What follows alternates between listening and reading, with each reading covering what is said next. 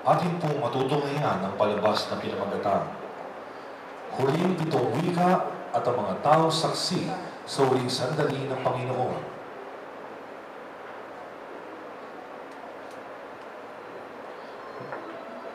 Matapos na ipagkanulo ni Judas ang Panginoong Jesus, ang ating Diyos na nagkatawang tao ay dinakip. Matapos na siya ay huling, siya ay nilitis upang masunod lamang ang nasa ng mga Hudyo na patayin ng Panginoong Jesus. Gumamit sila ng mga huwad ng mga saksi upang ituloy ang bintang kay Jesus. Si Jesus ay nilitis ng gabi. Ito ay labag sa batas ng mga Hudyo. Siya ay nilitis sa maling hukuman. Nilitis siya ngunit hindi binigyan ng pagkakataong magharap ng kanyang depensa. Nilitis siya at nasumpungang walang sala, ngunit hinatulan pa rin. Ngayon si Jesus ay dinala sa Kalbaryo o Golgota. Ipinako ang dalawang magnanakaw sa magkabilang tabi ni Jesus. Pagod, inilipusta, sinaktan sa lahat ng bahagi ng katawan. Iniwan ng mga taong tinulungan niya. Sa paligid ng krus ay maraming saksi. Iba-iba ang pagkatao.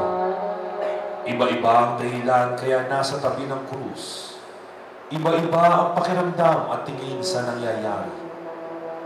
Ating pakinggan ang damdamin ng mga saksi sa paligid ng krus.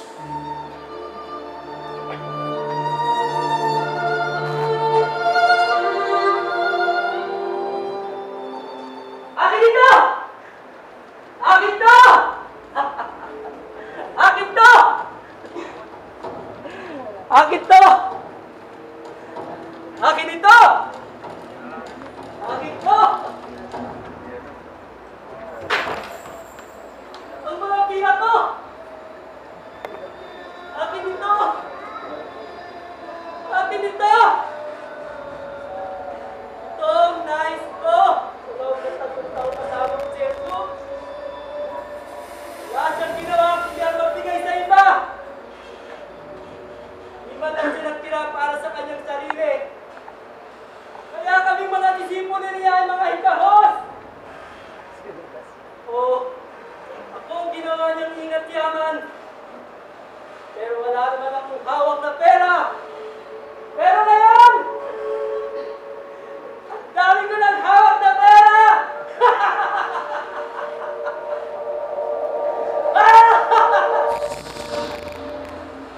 At ang dami pa! Dahil dito, si Jesus ngayon nakapako sa krus. At dahil din dito, pinagkaluluwa ang aking guro at Panginoon. Ayoko na rito. Ayoko na rito. Ayoko na rito! Napakalaki ng ginawa kong kasalanan. Yung pinagkaluluwa ng walang bahid ng kasalanan. Bakit ka nagawa ito? Napakalaki ng ginawa kong kasalanan. Bakit? Walang kapatawaran kasalanan. Wala! Wala!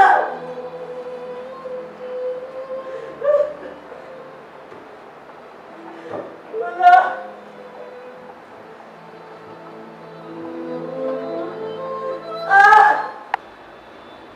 Ama, patawarin mo sila sapagkat hindi nila nalalaman ang kanilang ginagawa.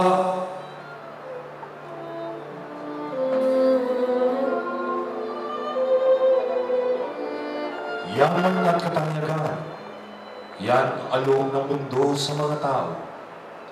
Ang akala natin mabibili natin ang saya at kasiyahan. Ngunit hindi pa rin natututunan ng tao na walang kapahingahan ang dulot ng yaman at katanyagan. Ama, Patawarin mo sila sapagkat hindi nila nalalaman ang kanilang ginagawa. Hindi nila alam o patuloy nilang pinipili na magiging sapat para sa tao ang salapi. Ang tahasang pagtatwa sa Panginoon, ang karakter ni Judas na sumasagisa sa maraming tao na patuloy sa pagtatwa sa Panginoon hanggang sa kasalukuyan, ngunit sa kabila doon, nakalaan pa din sa kanila ang kapatawaran. Subalit minabuti lang hindi makinig at sundin ang pita ng laman.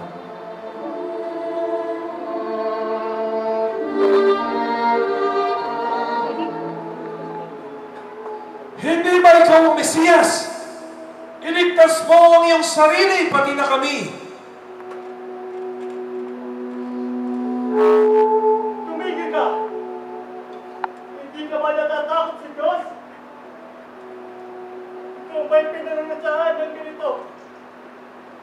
Matuwid lamang na tayo pagkatsahan ng ganito dahil sa ating mga kasalanan. Ngunit ang taong ito'y walang nagawang kasalanan.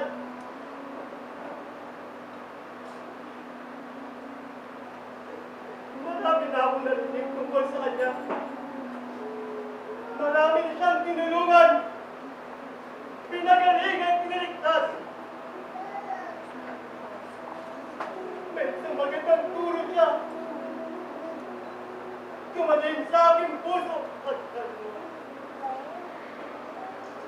Ang sabi niya, napalit siya upang iligtas ang mga makasalanan. Naisip ko ang aking sarili. Isa akong makasalanan. Walang mabuting ginawa. Ngayon, ako'y nasa krus. Wala nang pag-asa makabalik sa Diyos.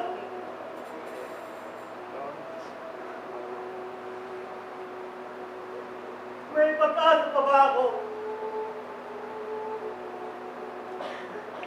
Jesus! Alalahanin mo ako pag nag-aari ka na! Sinasabi ko sa iyo, ngayon gabi isasama kita sa paraiso.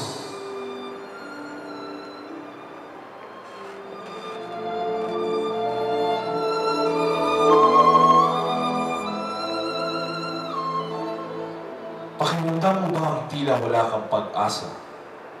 Kahit anong gawa mong kabutihan, tila hindi sapat ito. Gaya ka ba ng magnanakaw?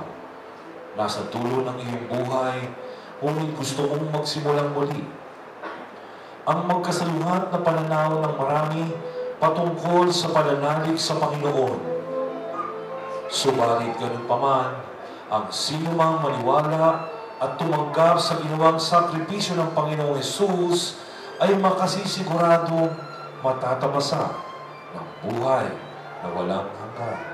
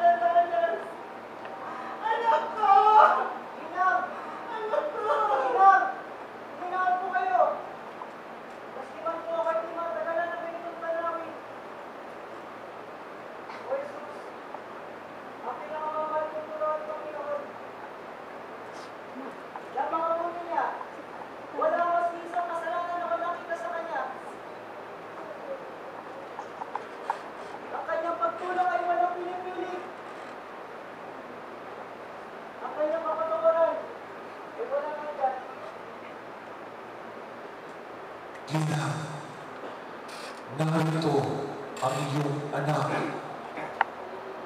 Anak, narito ang iyong ina.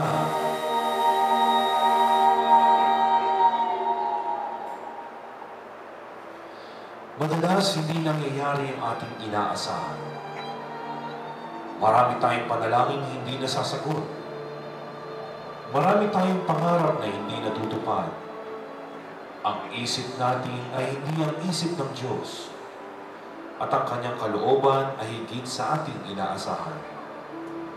Ang tagubilin ng Panginoong Yesus sa mga hinirang ng magpalakasan sa gitna ng pagdadalamhati. Nang sa gayong panahon, mas dapat silang maging isa at ganap.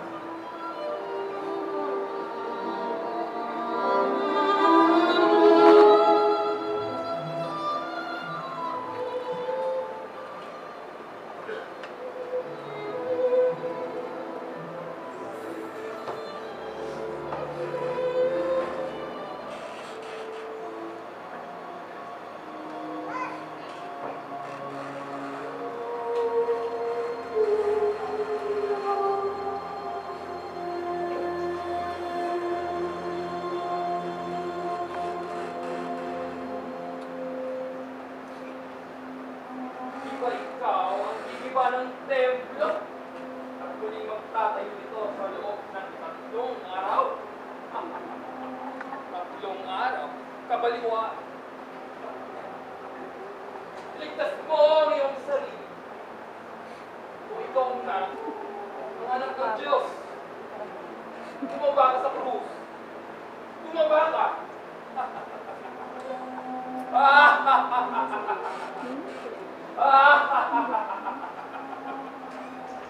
Iniligtas niya ang iba, ngunit ang sarili hindi mailigtas.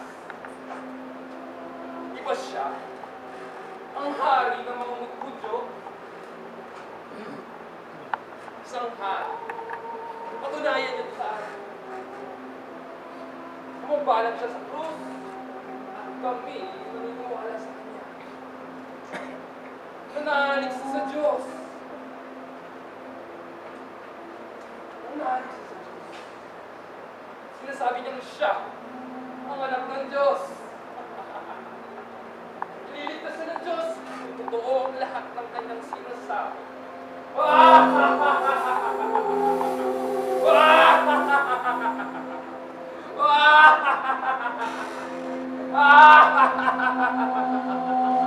Diyos ko! Diyos ko! Bakit mo ko pinabayaan?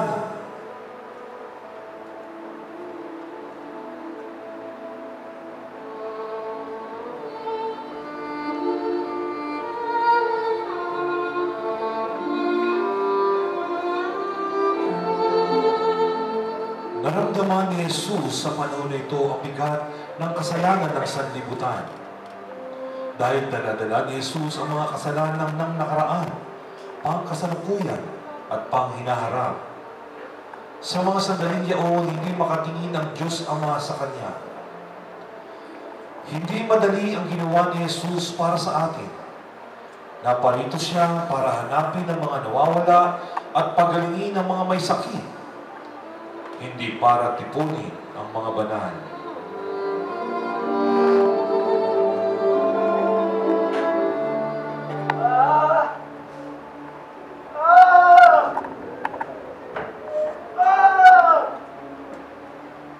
Napakabigat! Ano itong aking nagawa?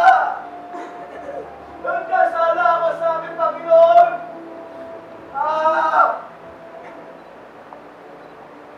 Nangako ako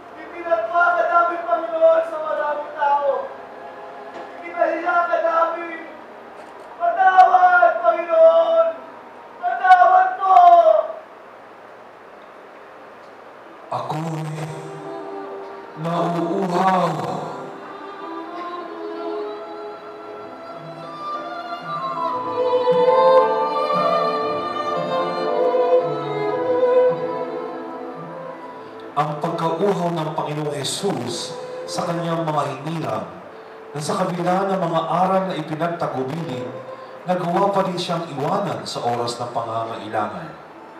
Gayunpaman, nanatili pa rin bukas ang kanyang mga palad sa pagtanggap sa mga ito, kung sila'y manunumbalik at hihingi ng kapatawaran sa kanya.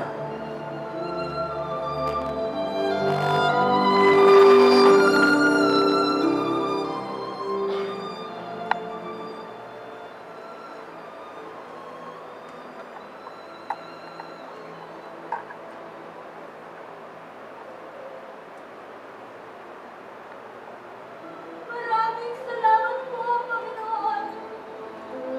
Sapagkat niligaw mo ang iyong amang lingkod. Hindi mo ako tinapon sa kabila ng napakarumi at mababa kong kalagayan. Ako iyong tinanggap at tinatawad sa lahat ng aking mga kasalanan. Walang ibang nagbigay sa akin ng pag-asa na tulad ng ginawa mo.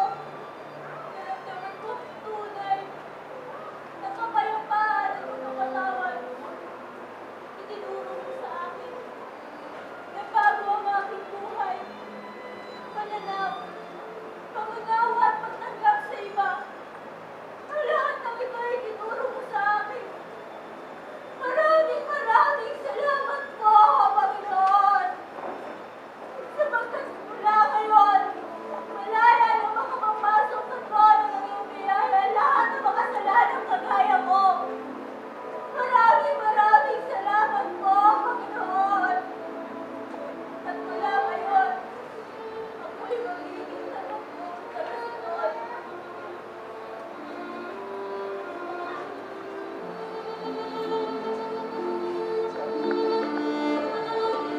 Naganap na!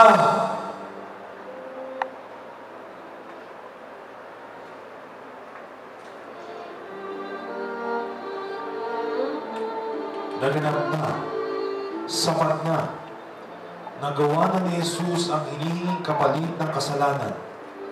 Nalugod ang Diyos sa sakripisyo ni Jesus sa krus.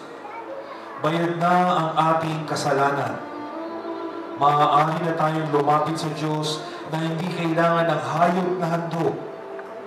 Makakalapit tayo ng personal sa Diyos na hindi kailangan ng ibang tagapamagitan. At dahil bayad na tayo sa kasalanan, may kasiguraduhan tayo sa buhay na walang hanggan. Ngayon pa lang, alam na natin na tayo ay ligtas at pupuntang langit. Lahat sa dahil sa ginawa ni Jesus sa krus.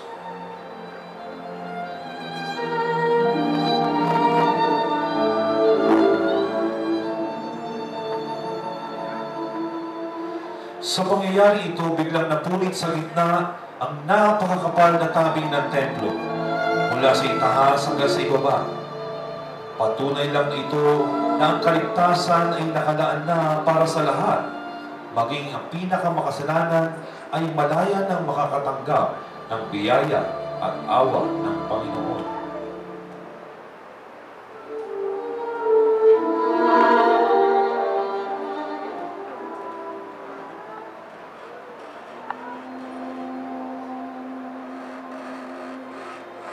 Nakakamangha! Tunay ng matuwid ang tao ito. Tawad. Kakaiba ang tao ito. Nakita ko kung paano siya nilinis. Pinahirapan at sinaktan. Hindi na makatulad ang kanya. Ginagawa. Ngunit, wala akong narinig na galing sa wika niya. Kung siya nagpatawad at nagmahal. Nais ko rin ang pagpapatawad na binibigay niya. Nais ko rin tanggapin ang pagmamahal niya. Tunay na wala siyang kasalanan. Siya nga ang Mesiyas, ang anak ng Diyos.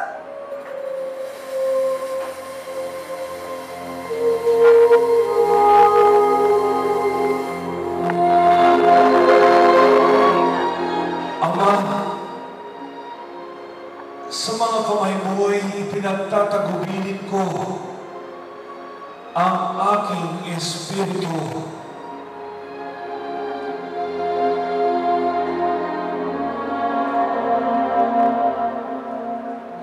Inilukayog ni Jesus ang kanyang ulo at nalagot ang kanyang hininga.